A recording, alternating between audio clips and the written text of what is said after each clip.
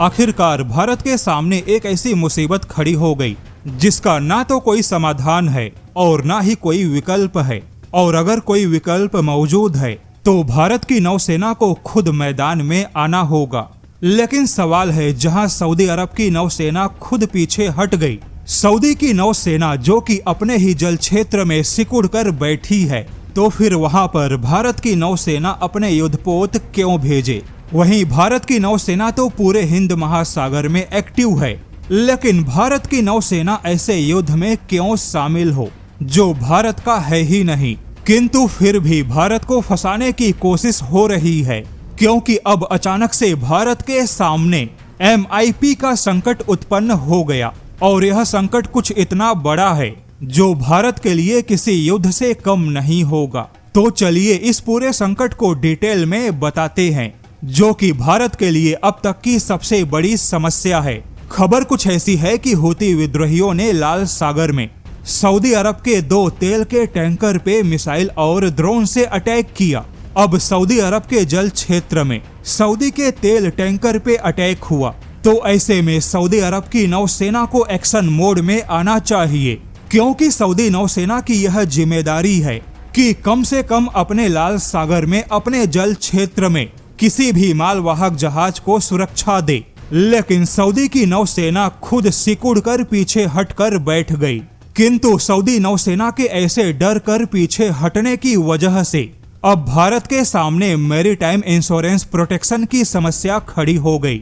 बता दे, अभी तक लाल सागर से आने वाले जहाजों पे ब्रिटेन, नॉर्वे और यूरोप की इंश्योरेंस कंपनियां महंगे प्रीमियम पर इंश्योरेंस प्रोटेक्शन दे रही थीं। लेकिन जैसे ही लाल सागर में हूती विद्रोहियों ने सऊदी के जहाजों पर अटैक किया, वैसे ही इंश्योरेंस कंपनियां इंश्योरेंस कवर देने से पीछे हट गईं और इंश्योरेंस कंपनियों के पीछे हटने से भारत को भाड़े पर मालवाहक जहाज देने वाली कंपनियां भी पीछे हट गईं। अब यहाँ पर आपको बता दे, शायद आपको पता ना हो, लेकिन भारत में जिन जहाजों से तेल की सप्लाई होती है वह सारे जहाज भारत के नहीं होते। अगर सीधे शब्दों में कहे तो 100 में से केवल 20 जहाज ही भारत के होते हैं। बाकी 80 जहाज भारत विदेशी शिपिंग कंपनियों से भाड़े पर मंगाता है।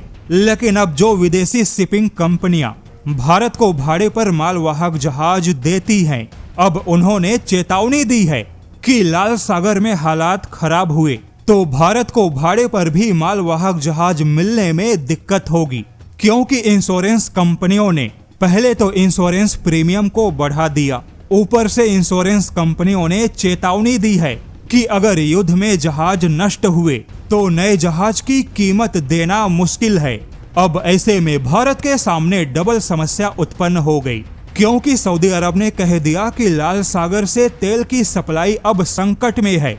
लेकिन भारत के लिए बात केवल तेल के सप्लाई की नहीं है, क्योंकि भारत और अरब देशों के बीच में तेल और गैस के अलावा भी हजारों चीजों का आयात निर्यात होता है। ऐसे में तेल और गैस के अलावा भारत के बाकी आयात निर्यात भी अब जहाजों की कमी से संकट में होंगे, क्योंकि मुख्य रूप से अरब देशों के लिए भारत को भाड़े पर मालवाहक जहाज नहीं मिलेंगे।